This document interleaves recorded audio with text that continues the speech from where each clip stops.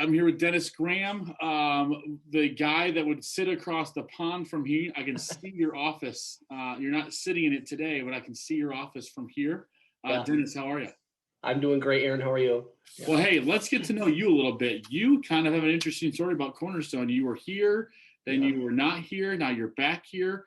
Tell me a little bit about your journey, what brought you back to here, and then what do you do on this campus? Yeah. Thanks, Aaron. So I do, as you said, have quite a journey with Cornerstone. So I was here as a student, did my undergrad work, graduated in 2005.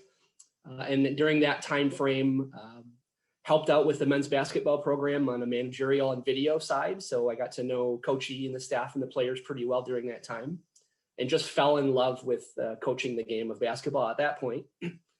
So after I graduated here in 2005, I actually graduated with a teaching degree and moved back to my hometown, and I taught middle school for a couple of years.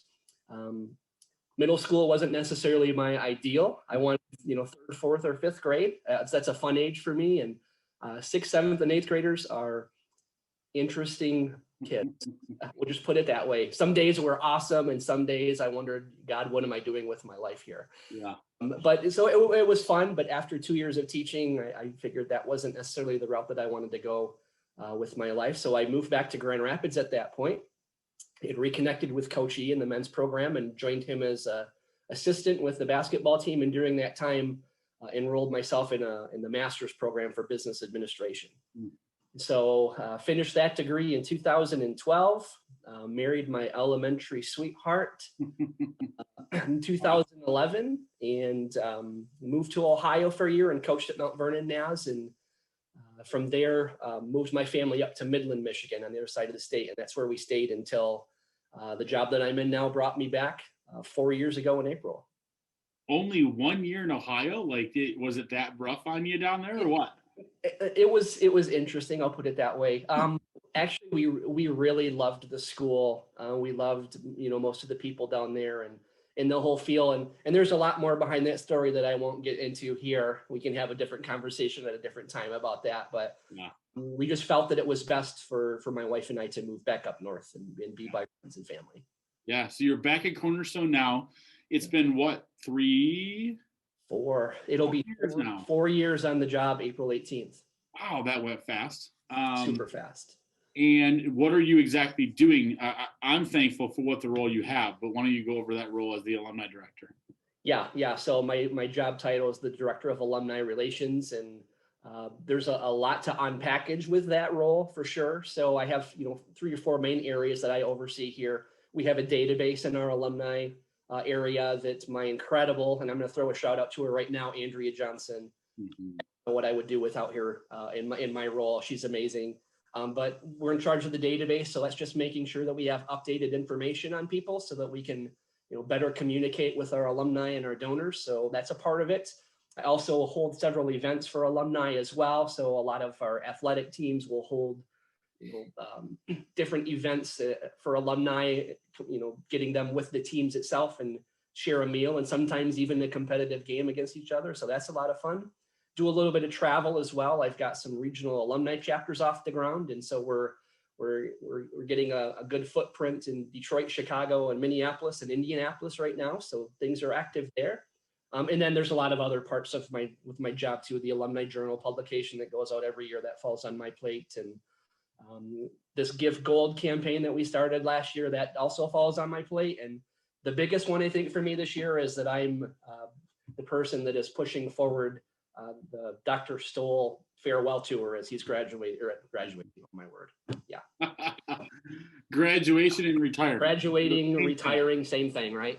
Yeah. I wish you could graduate and retire in the same year. That'd be fantastic. That'd be interesting for sure. I'd go back to school. I'd pay whatever it took to go back to school if we could retire at the same time. Same. So I think what a unique connection that you've got, and obviously that relates to me, is the sports world. Basketball is probably one of your favorite sports, but what is a sport other than basketball that you would say that you like to follow the most? Real deep backstory on me. My mom and dad will tell you my first word was ball. It wasn't mama or dad, it was ball. So it was destined to be, involved in some sort of sports. But probably at the age of 3 or 4, I absolutely fell in love with the game of baseball. Yeah. I'm probably one of the few people in America that could plant myself on a couch on a Saturday afternoon and watch a 1 o'clock game, a 4 o'clock game, a 7 o'clock game, and a 10 o'clock game and love every bit of it. So baseball has been my passion for a long, long time. Yeah, that's awesome. I think I'm with you on that. And when the baseball game, I could go to a game, get a bag of peanuts, get some sunflower seeds, get a hot dog, and just enjoy the game, because there's so much happening in the game of baseball that, let's be honest, 95% of the world doesn't understand. And that's why it's boring to people, because they don't understand what's actually happening on the field. That's why I don't understand the game of soccer. So I don't appreciate soccer as much, even though I know it's a great game and it's the world game, right? Yeah. But I don't understand it, the how to play the game. And I think that's what deteriorates my love for the actual game of soccer. I think that's the same thing with baseball. Yeah, I think I fell in love with baseball, obviously, because I first left to play it, but the strategy behind the game, there's so many different little intricate details that, to the common folk, like you said, probably don't completely understand what's happening behind the scenes, between each pitch and, shifting infield and outfield in different directions, and based on the hitter, are you going to play your infield in or play your infield back? I mean, there's so much to it. And I love the mental aspect of that. Yeah, for sure. So then going with that tie between sports and then what you do for a living, what is one or two things that you think sports carry with you into doing your daily work here at Cornerstone? Yeah, so I'm a creature of habit, and I really feel that sports has led me down that path. So, I mean, I can handle, crazy things coming at me at times, but I really enjoy being, in a routine. And so I think baseball, especially preparing for baseball and high school basketball, prepared me for that. I was very regimented and pretty much had my days planned out, by the hour, if not the half hour at times. So that really has helped me in my role to be better organized. And I think just the biggest one for me is just leadership. I was pushed out of my comfort zone in sports at times to play even other positions that, being a little guy in high school, I was only 5'8" when I graduated high school, but, so having to play out of position sometimes even in basketball, because I could jump a little bit, or, in baseball, you're left-handed. So yeah, you're going to play first base for us today. I don't know how many 5'8" first basemen are very successful, but, so that pushed me out of my comfort zone, but then that helped me gain a better understanding of all the different positions at each of the sports I played. And then I felt like I could take on a better leadership role at that. And then one more thing about you, you're also coaching here at Cornerstone. So assistant women's basketball coach now with Coach Yonkers. What has that been like? What's the experience been like for you? To be completely honest with you, it's been a dream. It's been so awesome. I know that people behind the scenes will only look at your record, and sometimes that's the only thing that matters. But from the moment that I came in last year, even to now, towards the end of my second season with the program, I've seen so much growth in so many different areas with our athletes. Most importantly, spiritually. I'm so proud and so happy that this team has put Christ at the center of everything that we do, and that's literally the most important thing to us. But we'll find our kids reading the Bible together, doing Bible studies together, praying together, singing together. It's just what they do. So I'm very proud of that. But then you go to the athletic side of things. We've done a nice job, I feel, as a program in growing our athletes. We're not where we need to be yet. I mean, obviously, we're not happy with the record that we have, but we can definitely see, behind the scenes that our trajectory is on the upswing. And it's been incredible working with Coach Yonkers. She's amazing. She's got a great, knowledge for the game of basketball, and she's given me a voice too, which I appreciate. So we have a staff that we all have different backgrounds and different strengths, and I feel like as a staff, we play off each other really well. Awesome. That's good. A little lightning round now as we start to come to a close. Bucket list sports item for you. What is it? Oh my God. I want to go to the Army Navy game so bad. Oh, okay. Really random, but that's the football game every single year that I've got penciled in that I just love to watch. There's something about it that is just magical to me. Yeah. Sure. It's a fierce rivalry, but they've got each other's back the minute the game ends. All right. All right. All right. From your office over there across the pond, I'm looking at it. If you were stuck on an island with only one person from your office for the rest of your life, who are you picking? That's tough. That's Tough. we I'm have not so throwing. many different. I'm not throwing fastballs here, Dennis. We're not. Yeah, we're doing knuckle changes and knuckle curves and all that kind of stuff. Let's you go. threw one. There's so many different characters in my office. I love them all.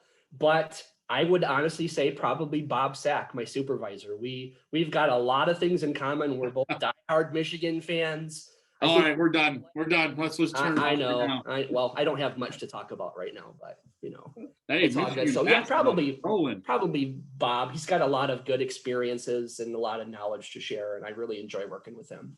Awesome. All right, favorite movie? Favorite movie? Probably The Sandlot. Oh, fantastic! You're killing me, Small. Yeah. That's fantastic. Love that movie. How about favorite thing on TV that you've seen the last month or so?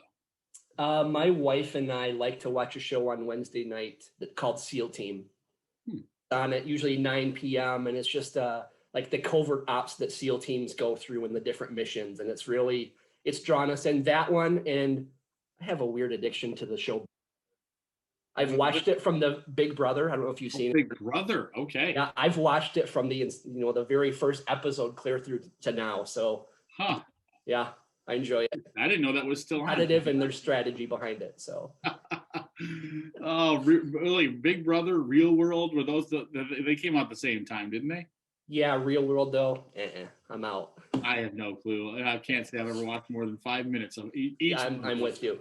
Yeah. All right. So, and then last one we'll do is favorite meal that you either one cook for yourself or two get prepared for you. That's another tough one. I've got a couple favorites. So my son, we adopted a boy from Haiti, and he cooks Creole food for us, and it is unbelievable. My teammates can attest to some of the food that he's made. So we've shared Creole chicken and rice that he's made. So if he's preparing food, that would be it. Probably the other one for me, I love to grill myself. So we'll make Caribbean jerk pork chops and then red potatoes and peppers on the grill. That's probably my favorite. It's a really rough question to ask at 1:15 in the afternoon. Like you just got me really hungry really fast. I think we need to have some of that first. What do you call it? Creole? Yeah. We need to have some of that. So the office is open whenever you want to come over and bring over some of that chicken. We can make it happen, but I'll tell you, I'll have to tell my son to tone it down because he can smoke you out. It can be spicy. I'm not a big spicy guy. So but I'm all good for some Caribbean jerk. I love that kind of stuff. Yeah. That's awesome. Same. So good. Yeah. All right. We always end it with a question a little bit more serious. As I started these, let's say, I don't know, 10 months ago, we were in the middle of sitting in our houses in quarantine, in isolation, whatever you wanted to call it. We weren't even supposed to leave our houses. Right. A little bit different now. We're more getting back to the normal side. But I still, what's a message that you can send to our campus community? Like what to kind of get through this? Like we're starting to see the light at the end of the tunnel. Yeah. But I don't know if we are. Who knows? What does it mean to you to like just be a part of our campus? Yeah. So we talk about this as a basketball program, and I think that my message to our campus would be, through tough times like this, it is important to stick together, but B, to not take any moment with anybody for granted. I can tell you, I've only seen my parents probably 3 or 4 times since all this has started. Fortunately, they got the vaccines today, and so I'm happy about that, and I'm hoping maybe they can get their life back to normal.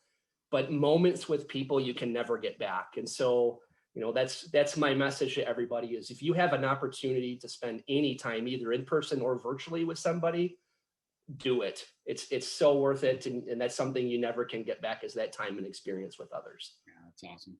Good stuff. Well, hey, thanks for joining me. I know you guys have got a busy 2.5 weeks here to go for the season. There's 8 games in 2.5 weeks, so let's go. Let's make this thing happen. Yeah, I'm ready to get back into the gym this afternoon and start practicing, and got another game tomorrow. So awesome. Good stuff, Dennis. Thanks for joining me. Yeah, thanks, Aaron. I appreciate the opportunity. All right, see ya. All right.